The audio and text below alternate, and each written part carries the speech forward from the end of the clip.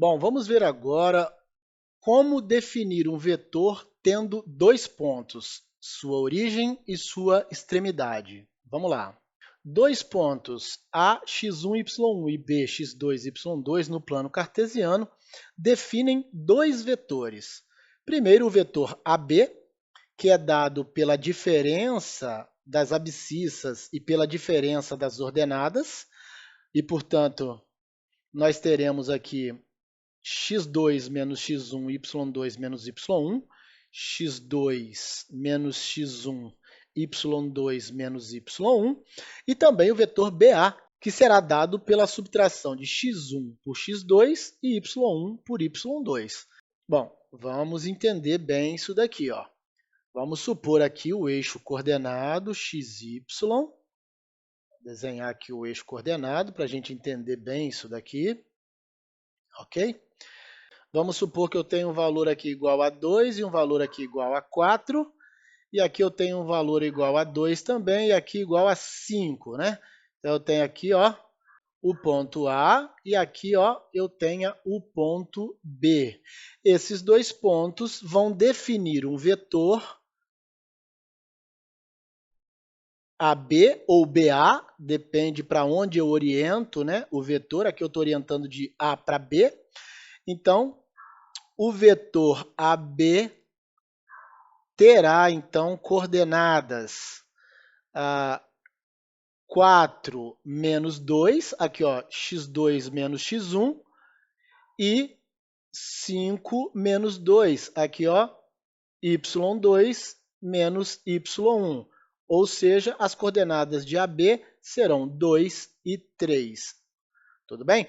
Agora, suponha que eu tivesse orientado o vetor de B para A, né? Então, a orientação seria para cá, ó, de B para A, né?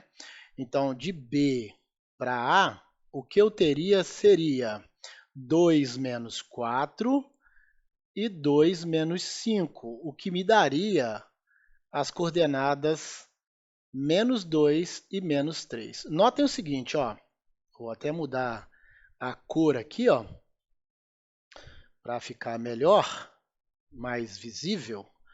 Note que funciona como se eu tivesse colocado a origem do eixo coordenado, ó, inicialmente em A, tá vendo? Ó? A origem dos eixos coordenados, ó, em A, quando orientei de A para B, então a origem do vetor em A, portanto coincide com a origem dos eixos coordenados, e note que a distância aqui da origem até aqui, de fato, é 2, e a distância da origem até aqui, de fato, é 3, e por isso essas coordenadas.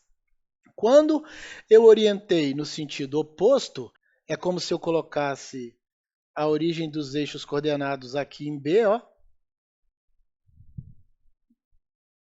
Aqui os eixos coordenados, porque eu orientei agora de B para A.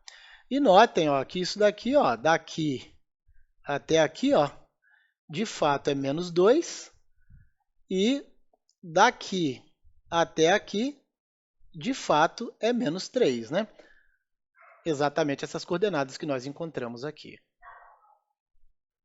Combinação linear de vetores, né?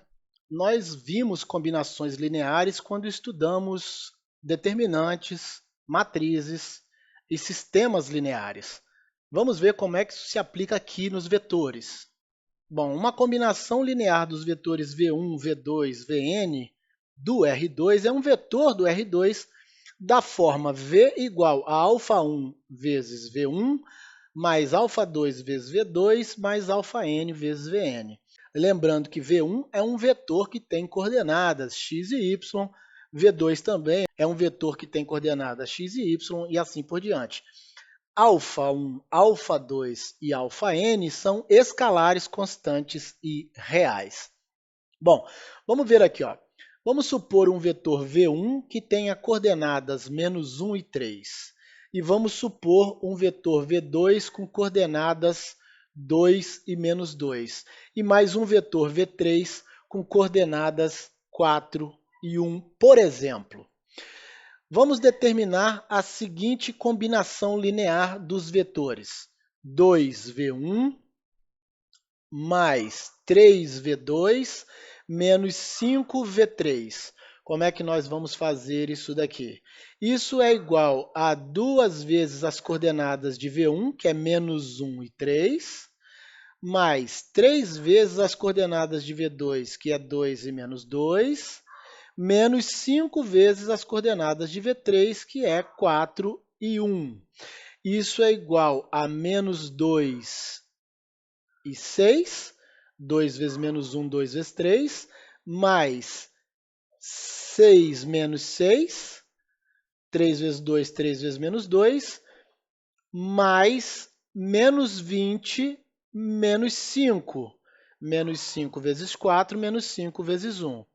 E agora, somando coordenada a coordenada, nós temos menos 2 mais 6 menos 20 e 6 menos 6 menos 5.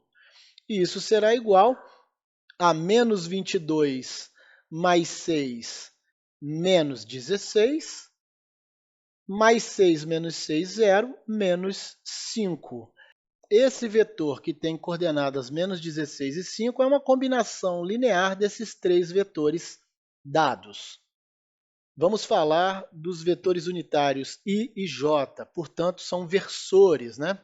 O versor I tem a mesma direção e o sentido do eixo coordenado x, e o versor J, mesma direção e sentido do eixo coordenado y. Vamos lá.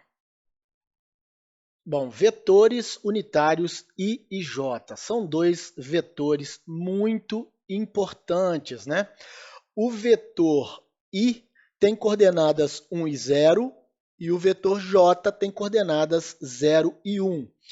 Aqui, ó, essa medida aqui é 1, né? E essa medida aqui também é 1. E, portanto, o versor ou o vetor unitário J tem coordenadas 0 e 1, e o versor I tem coordenadas 1 e 0. São versores bem importantes. Bom, qualquer vetor V com coordenadas x0 e y0 do R2 pode ser escrito como uma combinação linear de I e J. Vamos ver aqui, ó. Se V tem coordenadas x0 e y0, então a gente pode escrever essas coordenadas como sendo x0 mais 0 e y0 mais 0, né? Aqui, ó, as coordenadas do vetor nulo sendo somadas às coordenadas do vetor V. Isso não altera, né, as coordenadas do vetor V. Logo, colocando x0 aqui em evidência, ó, o que me sobra? Me sobra 1 e 0, porque se eu fizer x0 vezes 1 dá x0, mais x0 vezes 0 dá 0, mais y0 vezes 0, 1, né? Porque se eu fizer y0 vezes 0 dá 0, e y0 vezes 1 dá y0, portanto, y0 mais 0, x0 mais 0. Bom, mas isso aqui, ó, é o vetor unitário I, e isso daqui é o vetor unitário J, né? Aqui estão as coordenadas desses dois vetores. Bom, então eu posso escrever o vetor V na forma de coordenadas x0 e y0, ou na forma de uma combinação linear dos vetores unitários I e J.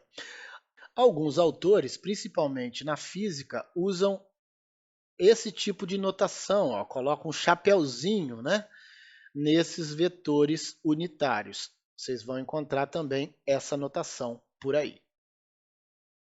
Vamos escrever aqui, ó, o vetor U que tem coordenadas, por exemplo, 5 e 3, pode ser escrito 5i mais 3j. O vetor W de coordenadas, por exemplo, 3 e 0, pode ser escrito na forma 3i. O vetor V de coordenadas 0 e menos 4 pode ser escrito como sendo menos 4j. Decomposição de um vetor em suas componentes, né? Bom, se nós temos o módulo do vetor, sua direção e seu sentido, nós podemos, então, determinar as componentes desse vetor. Vamos ver como. isso pode ser feito, né? Bom, aqui nós temos o vetor v e o ângulo θ formado com o eixo x. Esse ângulo θ, ele dá a direção desse vetor v. Nós temos aqui, então, um triângulo retângulo. Então, nós podemos dizer que o cosseno do ângulo θ será a coordenada x dividido pela hipotenusa, que nesse caso é o módulo do vetor v, o tamanho do vetor v, correto? E o seno de θ será a coordenada y dividida pelo módulo de v, que também, nesse caso, é a hipotenusa.